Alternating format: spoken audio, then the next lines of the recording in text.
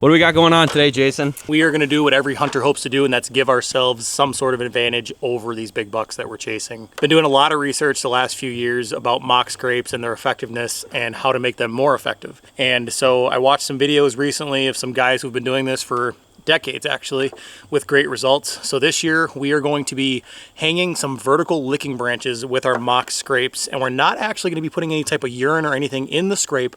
What we're going to be doing is using some orbital scent. Okay, there's actually little glands that are right here on the buck's face and the doe's face and the fawn's face. They all will rub these licking branches. So we're going to go ahead, show you guys how this works and get it set up.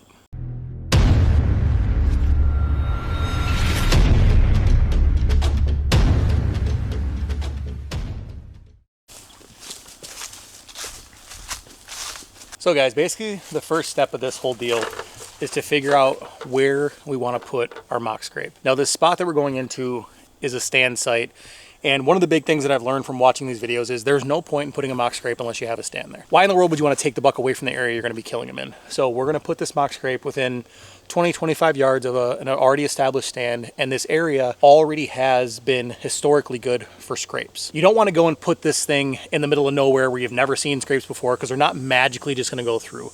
You want to focus on travel corridors, you want to focus on edges, areas that you have previously seen bucks making scrapes. So number one is identifying the correct area. Just found an area that I believe, based on what I've watched, what I've researched, is going to be a good area. If you look above me here, we've got a pretty high branch that's hanging out of this oak.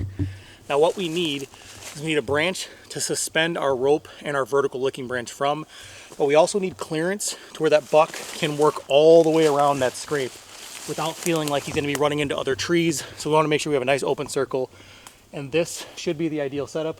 We've got a stand about 20 yards away, right up here in the tree, and this is a travel corridor here. There's a clear cut over this way, and those bucks really like to come here. There's probably about 10 different scrapes in this area last pre-rut into the rut, so it should be a money spot. A lot of times when you think of a scrape, you think of, a small natural scrape where that buck that maybe took his hoofs and made a little scrape like this. Well, in reality, if you really want that visual attraction on top of the scent, you want to bring the whole picture together, what you want to do is do a nice large area, big, strong, fresh dirt smell, and also that visual aid. As that buck comes walking through here, he sees that big open patch of dirt, and that's a natural attractant for them to come work on that licking branch.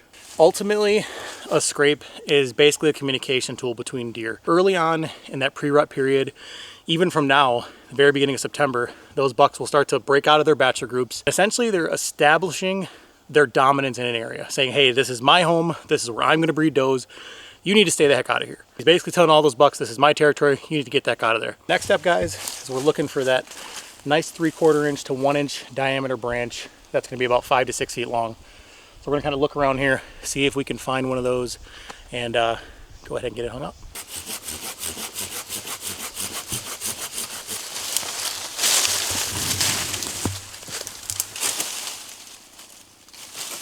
What just happened, Cody? I guess I'm gonna finish the video out because Jason decided to cut himself with the saw, and we don't want him bleeding over everything. Got a little bit of owie action there. We got the branch, as you guys saw, we cut the branch out of the tree here. This is gonna be our licking branch. This is actually gonna be the one that we're gonna hang in that tree. We just kind of took all the branches off of it. It is a live branch, so we cut it out of a live tree. We're gonna go head back over to the scrape that we made on the ground. We're gonna tie some rope to this and kind of hang it up in the tree, position it correctly, so the bucks can come and use this as a licking branch. Well, we got the first stick tied up here. As you can tell, we kind of hung it off the edge of this branch a little bit so that we were over the scrape that we made earlier. Basically, all we did was take a little bit of rope. This is 550 cord, I believe. All we did was tie it to the end of this branch so that it wouldn't slip out, and then tied it to the top of this branch. And as you can tell, if I let this thing go and move the ladder, we got ourselves a licking branch. The main thing, or one of the main things that we're looking at when we're doing this, is you want this branch to end at about waist height. So when a buck comes through here, it can rub its face up and down, it can rub its antlers up and down, so it's at the right height. One thing that I've watched a lot of these videos, see, I'm touching this. This will freak some people out. Oh my God, there's human scent on it. We're gonna put some orbital scent on here. We're gonna get some rain in a couple of days. The scent is gonna get washed off of here. We're still about a week and a half to 2 weeks away from before these bucks start making scrapes and working scrapes. So, you know, actively. So we're gonna be okay. So don't freak out about the human scent. But waist high, we want that buck to be able to rub up and down really easily. And we're gonna clear this out a little bit more, and then we're gonna show you the juice that's gonna get this thing activated. All right, ladies and gentlemen, we have got the brand new, the limited edition. No, I'm just kidding. It's, I was trying my best bit at an infomercial there, but it just didn't feel natural. So what we got here, guys, is actually something that's pretty cool. This is taken from deer, specifically from my awesome deer farm, the orbital scent. Okay, when I was talking about that scent they have at their eyes when they rub it on the licking branch, this small farm, this owner, what he does is he actually collects, and this says right here, contains buck preorbital gland, saliva, and mucus. So that's what this is made out of right here. No synthetic, actual, real deer orbital scent, and that's what we're gonna get our licking branch started with. Yeah, that is strong. That is 100% real buck scent.